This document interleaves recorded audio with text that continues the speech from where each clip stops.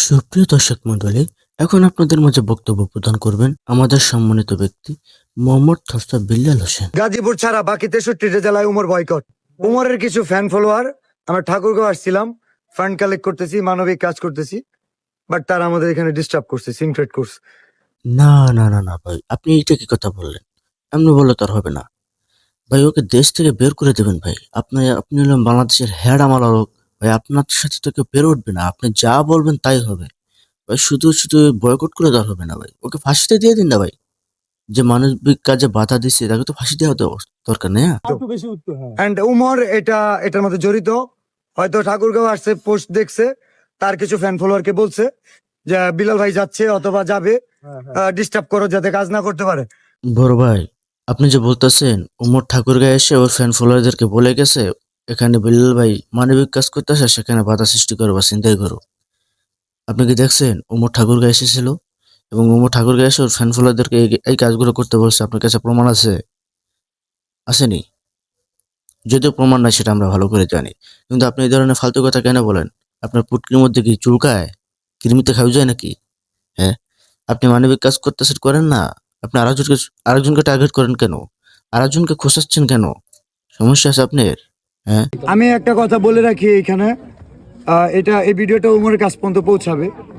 এটা এই উত্তরবঙ্গে উমর প্রবেশ করার আগে ওনার ব্যাগ, ওনার জিনিসপত্র এগুলো যদি ওনার কাছে না পৌঁছায়, এই উত্তরবঙ্গের মানুষ যদি গ্রহণও করে, আমি ওপেন চ্যালেঞ্জ করে দিতেছি, উত্তরবঙ্গে উমর যদি ঢুকে তার নিরাপত্তাজনিত সমস্যা হবে। এবং এটার জন্য থরসব বিল্লাল দায়ী থাকবে না, কারণ থরসব বিল্লালের ফ্যান ফলোয়ার এগুলো মেনে নেবে না। তো তার ভালো ভাই আমি হাসবো না কানবো? থেরেট দিতেছে, কিন্তু আপনি দেখলেন আবার থেরেট দিছে, আবার থেরে দিয়ে বলতেছে থরসব বিল্লাল কিন্তু দায়ী নয়। মানে কি ধরনের বলদের বলদ!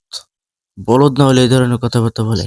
ভাই আপনি কি হয়ে গেছেন যে ঠাকুরগাঁও যদি ঢুকে তাহলে আপনি ফ্যান ফলোয়ার, আপনার ওগুলো ফ্যান ফলোয়ার, আপনার ফ্যান ফলোয়ার আসেনি? ওগুলো তো চামচা, টাকার পিছনে ছোটে। আপনি এই কাজগুলো বাদ দিয়ে দেন না, দেখুন কজন আছে আপনার পিছনে থাকে। আপনি একটা বিপদে পড়েন না, দেখুন কজন থাকে। আপনারা নাসা ভাই বিনোদন দেখলাম ইচ্ছা মতো ঠেড়াইছে, কই কেউ তো দেখলাম না কেউ প্রতিবাদ করতে, খালি ভিডিও করতেই দেখলাম, আর কিছু তো দেখলাম না। বলদা হুম এখন দেখি উমর কি বলে এই বিষয়টা নিয়ে। উমরের ভিডিওটা দেখে আসি। 24 ঘন্টা পরে নাকি আমি 64 জেলা থেকে বয়কট, এই ঘুম থেকে ওইটা দেখি আমি। আচ্ছা, এখন 24 ঘন্টা পরে যদি আমি 64 জেলা বয়কট হয়ে যাই, এইটা আমি দেখছি মিনিমাম 36 ঘন্টা পরে আমি জানতে পারছি যে কি হয়েছে। 24 ঘন্টা পরে আমি বয়কট হবো, 36 ঘন্টা পরে জানছি যে কি মানে কি হয়েছে। আমি যে বয়কট হবো এটা আমি 36 ঘন্টা পরে জানছি। এখন এই যে 24 ঘন্টা গেল গা, এখন আমি কি আর 16-63 জেলা থেকে বয়কট হয়ে গেছি? আমি গাজীপুর জেলায় আমি আছি। এখন আমি গাজীপুর থেকে আমার ঢাকা জেলায় ঢুকতে হইব। কিরে ভাই কি হইলো? এইটা বড় উমর কি কইতেছে? কিরে লেটার ভাই, এইটা কি কইলো?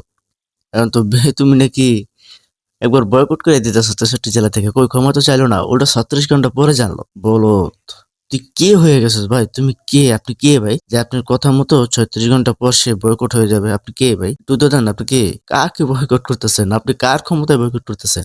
আপনার ফ্যান ফলোয়ার কয়জন? 2 মিলিয়ন 3 মিলিয়ন ফলোয়ার এই অবস্থা? উমরের 14 মিলিয়ন ফলোয়ার আছে, ফেসবুকে দুনিয়ার ফলোয়ার আছে, ফেসবুকের কত সেটা আমার মনে নেই, ইউটিউবে আছে 5 million follower, million million follower, যার তার থেকে বেশি হ্যাডাম আপনার হয়ে গেছে।